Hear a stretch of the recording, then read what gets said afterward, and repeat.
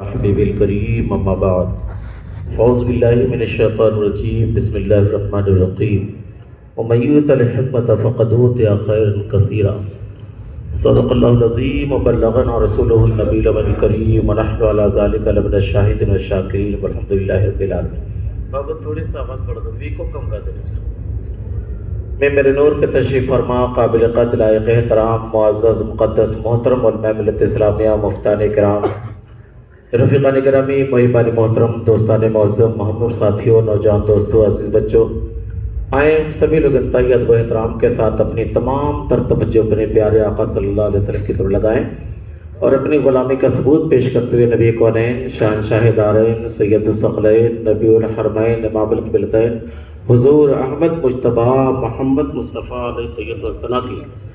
بارگاہ پروقار میں حدیث درود پاک پیش کریں، بآواز بلند پڑھیں اللہم صلی علی سیدنا مولانا محمد معدل الجود والکرم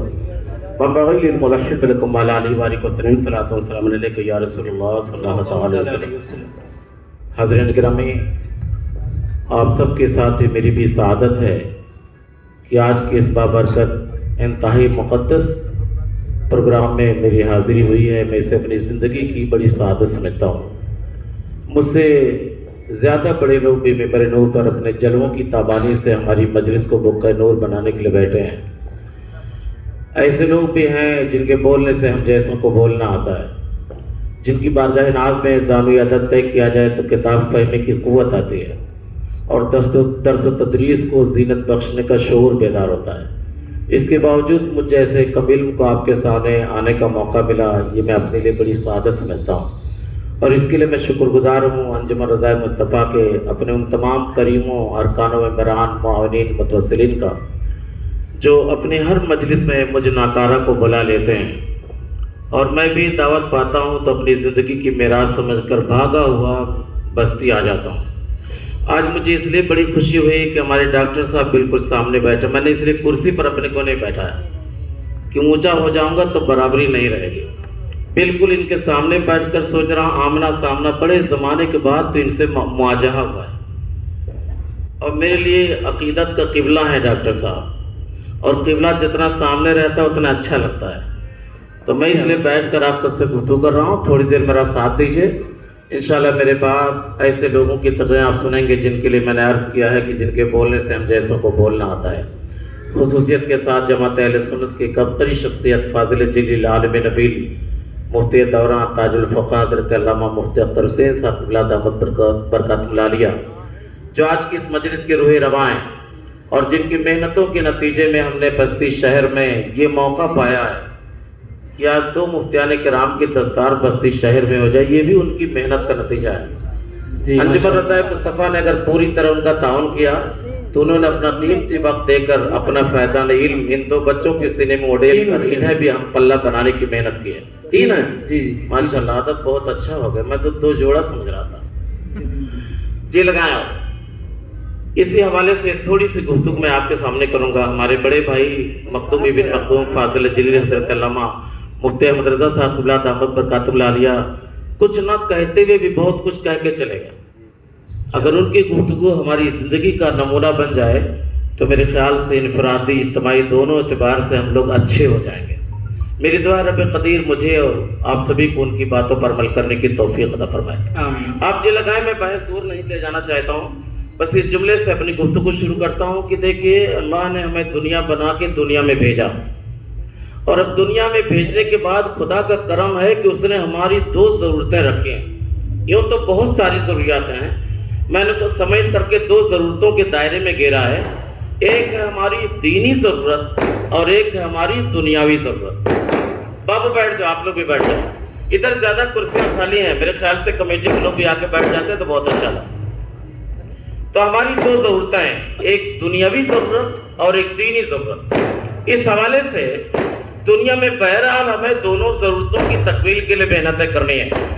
میں نے اب تک جہاں تک 35 سال مارکیٹ میں گھومنے کے بعد سمجھا ہے وہ یہ سمجھا ہے کہ دینی تعلیم ہماری دینی ضروریات کی کفالت کرتی ہے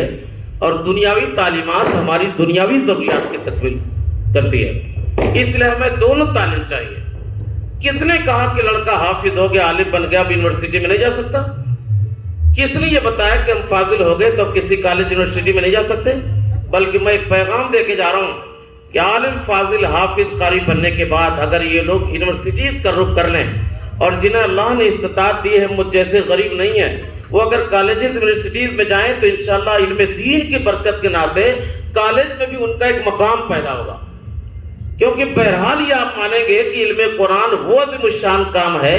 جس نے برکتوں سے سارے علوم کو فن کا درجہ عطا کر دیا۔ بلکہ مختصر ٹائم میں تفصیل میں نہیں جا سکتا، ورنہ میں مثال دے کر بتاتا کہ آج جتنے علوم و فنون مروج ہیں اور جن کی ترقیات کی بنیاد پر سائنس دنیا نے اپنے کو بہت کچھ سمجھ رکھا ہے، یہ سارے علوم کا سرچشمہ میرا قرآن ہی ہے۔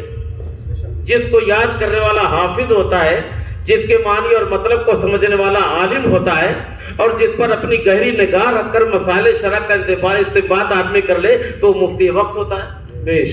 اسی قرآن نے عالم پیدا کیا، حافظ پیدا کیا، قاری پیدا کیا، فاضل پیدا کیا، مفتی پیدا کیا، اور انشاءاللہ یہی قرآن اگر ہمارے سینے میں آباد ہے تو یہ پروفیسر پیدا کرے گا، یہ ڈاکٹر پیدا کرے گا، یہ انجینئر پیدا کرے گا، مگر بدماش انجینئر نہیں، ٹھیک ٹھاک انجینئر، ڈاکو انجینئر نہیں کہ پیسہ لے کے 2-4 انچی ٹیپ جہاں چاہے گھٹا دے۔ کیونکہ علم دین ہے تو جس محاذ پہ ہو جائے گا، علم دین کی برکات و حسنات سے شرفیاب ہوگا۔ مجھے خوشی ہے، بلکہ میں مدارس عربیہ کے تربیہ کے طلبہ کو احساس کمتری سے نکال کر احساس برتری سے دوچار کرنا چاہتا ہوں۔ آپ اپنے آپ کو کمتر نہ سمجھو، فرق اتنا ہے کہ علم دین کے بعد اور بھی علوم حاصل کیجئے۔ ابھی ہمارے جامعہ اشرفیہ کے فارغ بہار کے فاضل گرامی علامہ محمد شاہد رضا صاحب مصباحی نے IAS کی ڈگری حاصل کی، اس وقت انکم ٹیکس کے وہ ادھکاری ہے بہت بڑے۔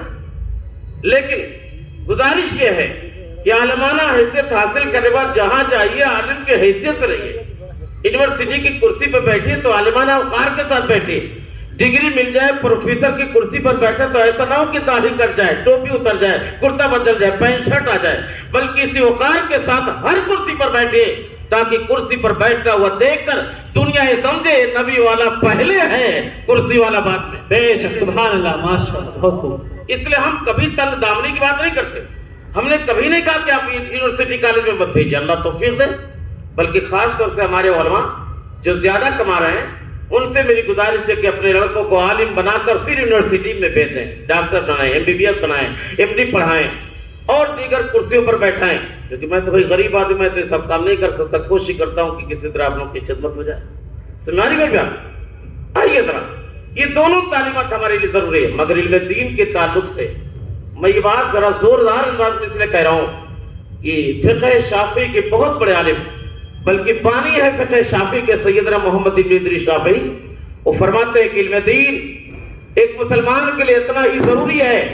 جتنا کہ مچھلی کے وجود کے لیے پانی کا وجود ضروری ہے۔ اگر بغیر پانی کے مچھلی کی زندگی کا تصور نہیں کیا جا سکتا تو علم دین کے بغیر ہم مسلمانوں کی دینی زندگی کا بھی تصور نہیں کیا جا سکتا۔